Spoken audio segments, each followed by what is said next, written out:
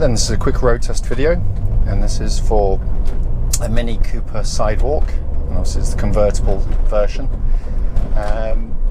Mileage at the start of this road test is 82,702 miles, and reg number of this particular car is YG08OSK.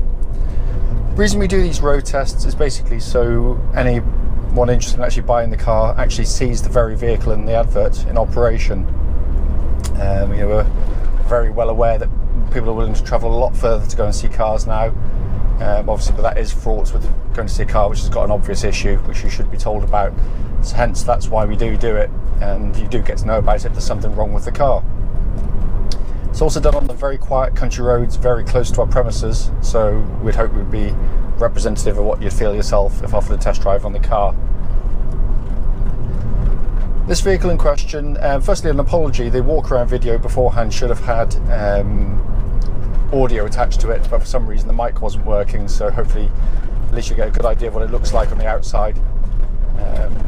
But this, just to let you know, this car, it's not our normal car. We basically specialise in Honda and Lexus vehicles, and this one has been part exchanged in to us, and it literally came in today. Car itself, engine starts absolutely instantly, engine settles completely smooth and even idle. There's no warning lights on the dashboard at all relating to the engine or any other part of the car for that matter, but the engine itself pulls really nice and sweetly, typical of the breed. It's a very nice unit to sit behind and operate, but it's willing, it picks up well, and it sounds nice and smooth. Engine then feeds through clutch into gearbox. Clutch on the car, smooth, positive. Bike point is exactly where it should be on the clutch pedal travel as well, so all in good order.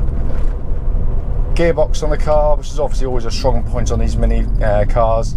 It's got a lovely positive gear change, obviously very short in throw, really sporty in actuation, and all the gears engage really nicely and smoothly. No crunching, no slack in the gear change at all. It feels really, really tight and taut in hand in all the gears. So in terms of powertrain of the vehicle, all very, very good indeed. Steering of the car tracks absolutely bullet straight. There's no vibrations coming back through the steering wheel at all. Certainly at any speed up to the legal limit that I've been able to get up to. It's a bit of a pet hate of mine, so I'm quite keen on checking on things like that anyway. But the steering itself is obviously it's an absolute joy in these minis. It's the whole point of these cars is to be kind of what they are, which is a car that you can fling around and have fun with, and steering is very important to be good on them, and this is really a lovely power steering setup. Very positive, very accurate. I can't feel any obvious wear in the steering of the car. All feels nice and tight and crisp in hand. Chassis of the vehicle obviously complements the steering perfectly, and in essence corners virtually roll free. Really good fun to drive.